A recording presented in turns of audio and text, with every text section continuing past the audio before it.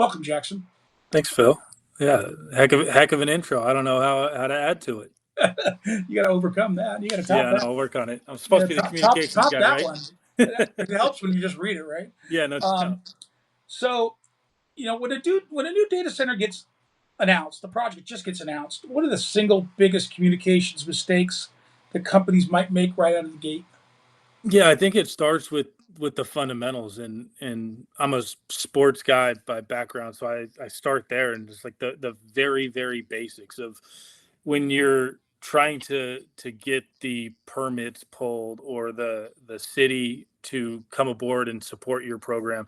You first, like, step one is evaluate the situation, and like before you can put together a communication strategy or even start drawing up plans for how you're going to design it, you need to understand what kind of community environment that you're walking into. Makes sense. And part of that, eh, part of that needs to be internal as much as it is external. And so if you're going to do everything perfectly internally, great.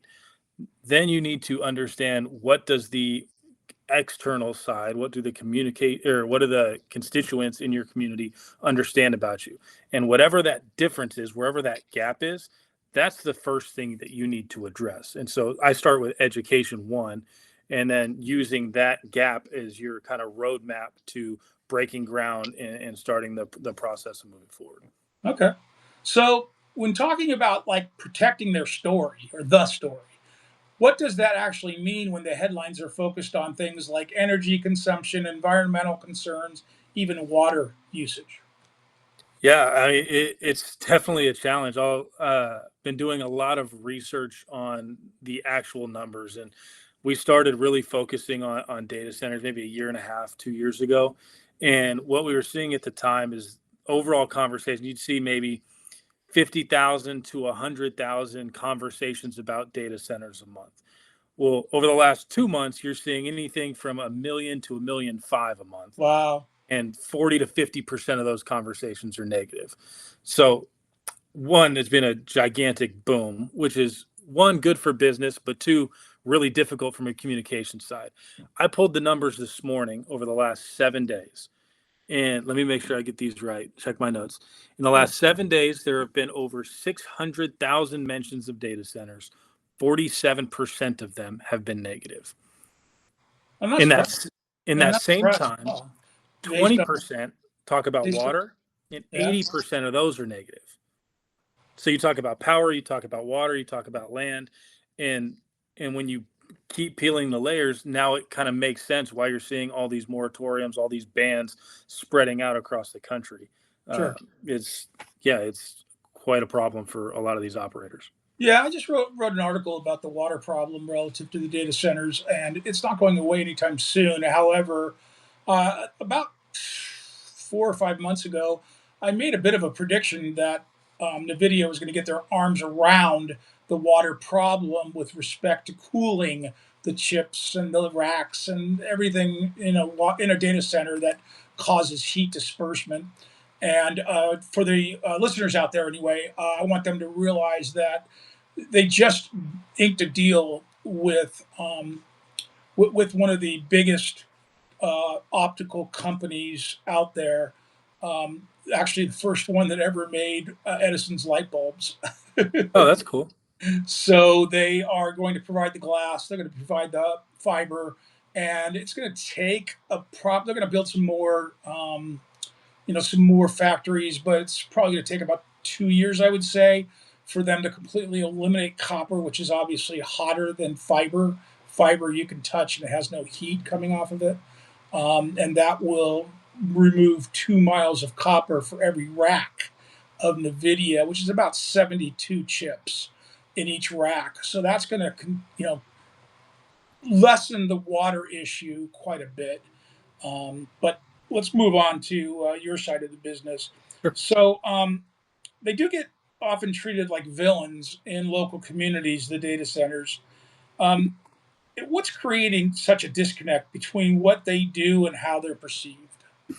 I think it starts with the education aspect, and you see this in every industry, not just in data centers. Is they're run by people that live and breathe in the space. You know more about finance than I will ever know, but you spend every day reading about it, learning about it. You speak the language. The people that they're communicating to, the community as a whole, they don't. And so one of the biggest challenges that operators or people in highly technical organizations deal with is not dumbing down the language, but finding a way to explain it to a mass population in a way that they can understand.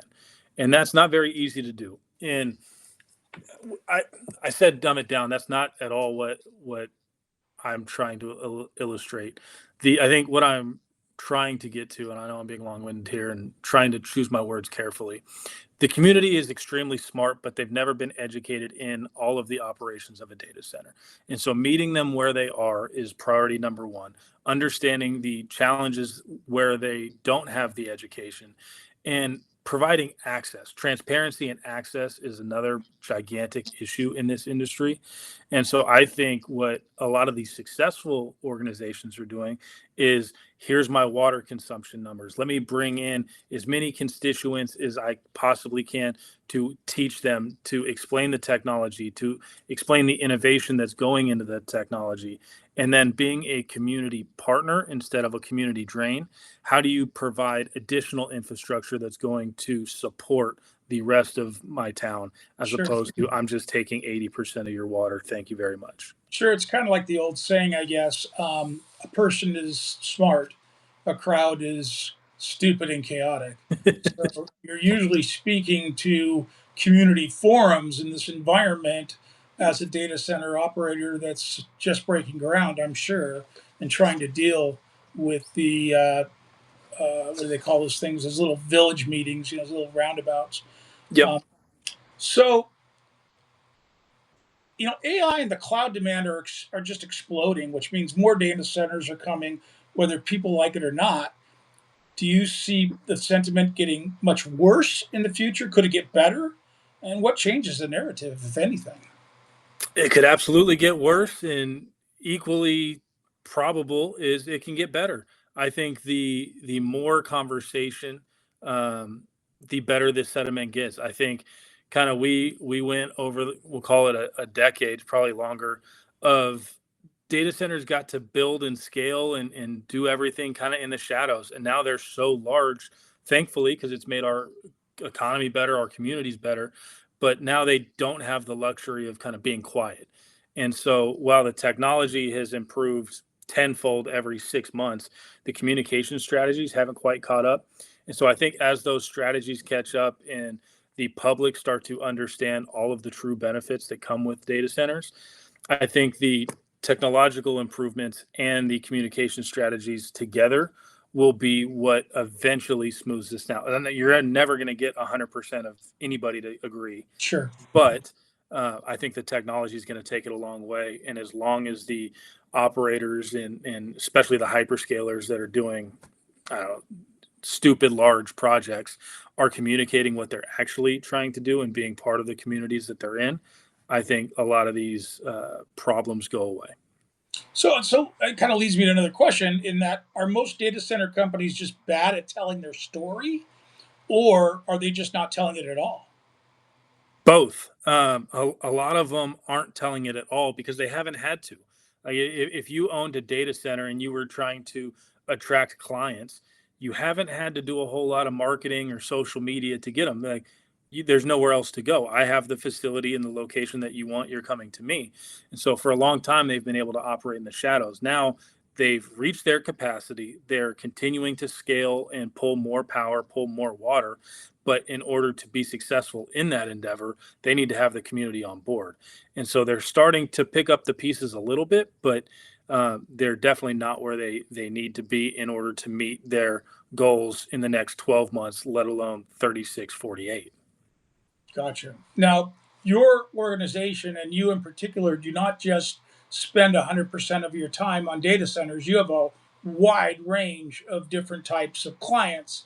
So I wanted to make sure that that kind of got spoken to.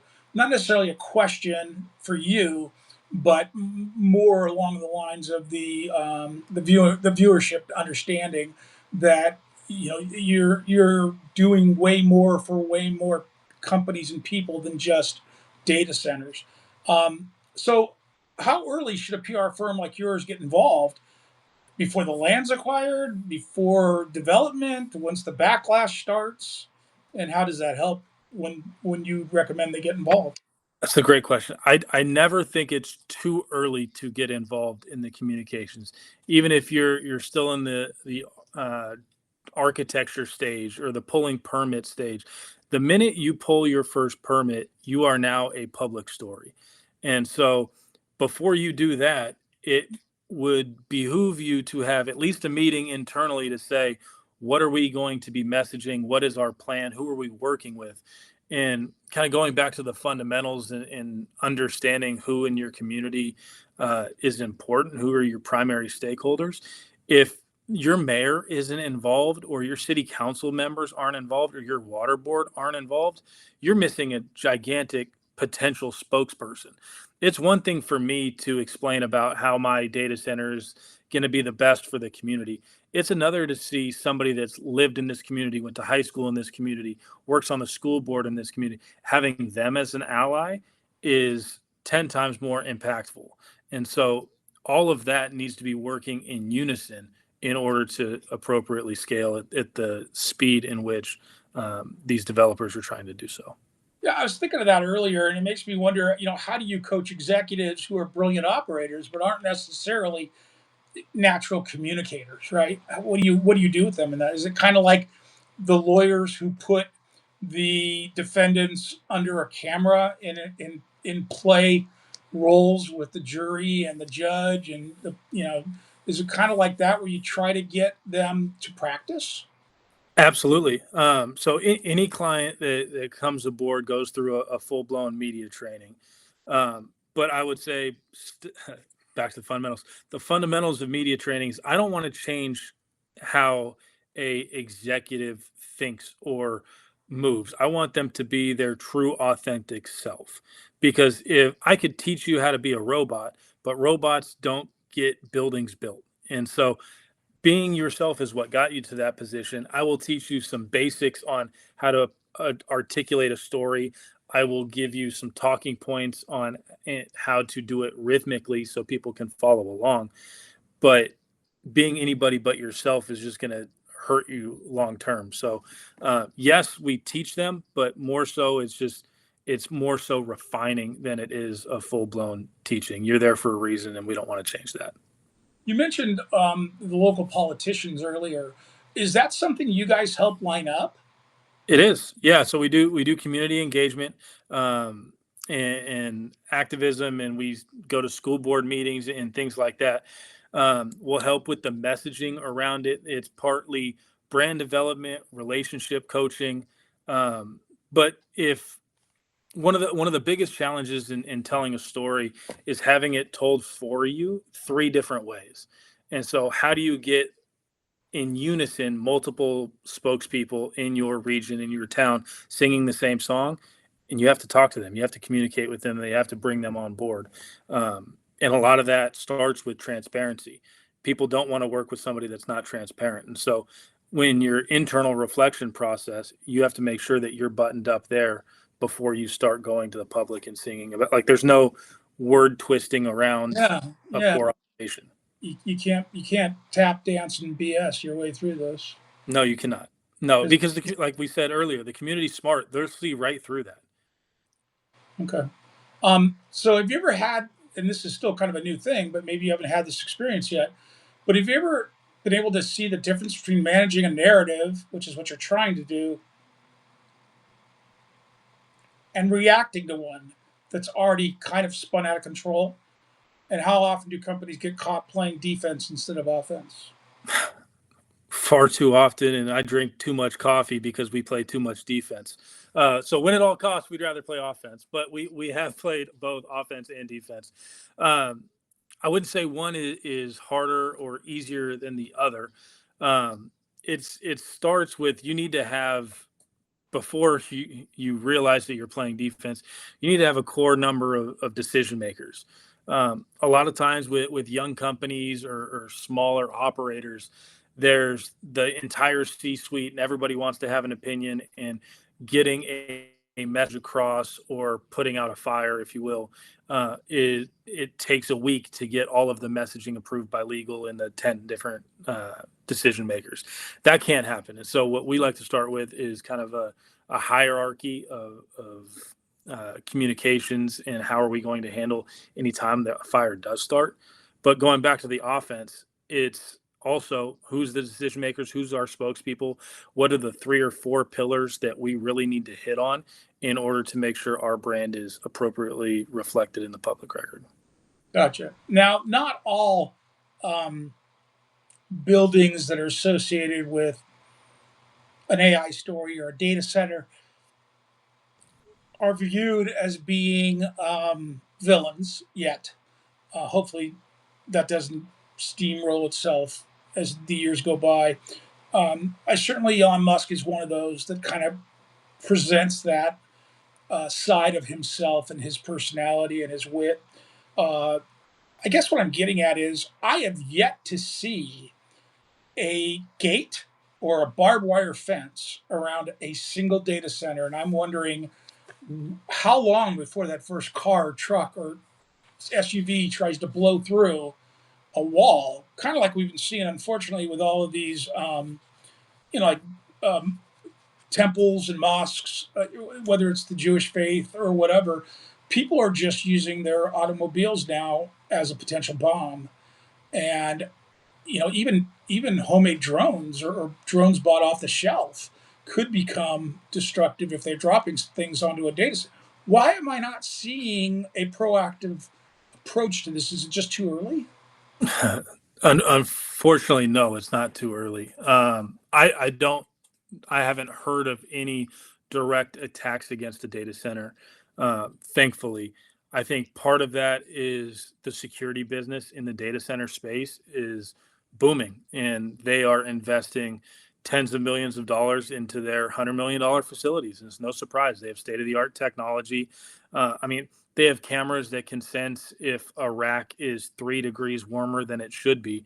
They have that same technology pointed at the fence and Okay. at the gate to make sure that no intruders are getting in. Not to say that it can't happen or won't happen, and that the data center should be prepared in the event it does. But from a violence standpoint, I don't have the exact story right in front of me, but it wasn't 2, 3 weeks ago where a city council member, and I'll send you the story, city council member had shots fired at his house because he publicly supported a data center Oh with his yeah, child with his I actually child at home. heard about And that. And that was Altman, that was the Sam first Altman one. too, had something thrown at his house, a Molotov cocktail thrown at, Correct. and his response, which I guess was pretty good, was a photo of his family who were behind those fences in a cute moment between, I guess it was his son-in-law or his son and his grandkid, and that does strike the heartstrings, right? Yeah, it's terrible, and like violence has no place in this. If you whether you disagree or to what degree you disagree, violence should never be the answer to that. And communications will never solve any all of those problems. However, I think a lot of the times the people that are choosing violence don't see it as a human. They are attacking a principle. They are attacking a company. And so one of the communication strategies that we like to do, especially with highly technical companies, is put a face in front of it. Like if you're a water company, how do you humanize a water company? Like when I think about my water company and when I'm paying, it's just they're supposed to be there. There's real human beings that work their tails off 40, 50, 60 hours a week that are part of that. And so if I'm running communications for a water company, I want to celebrate the CEO. I want to celebrate the water technician that's going around the town and checking meters and fixing the pipes and Sure. really the faces that are driving our city's infrastructure. That's how you combat part of it. Again, we're never going to solve 100% of the violence issue. There's always going to be the people out there that choose that route. But I think humanizing a highly technical space is one way to somewhat combat it. One of my final questions for you. Local communities care about jobs and infrastructure, right? Yep. Investors care about growth and returns, and shareholders care about their stock price and their dividends. Regulators care about compliance. How do you craft one message that speaks to all three or four without losing credibility? You don't. There's not a cookie cutter message to fit the needs of all four.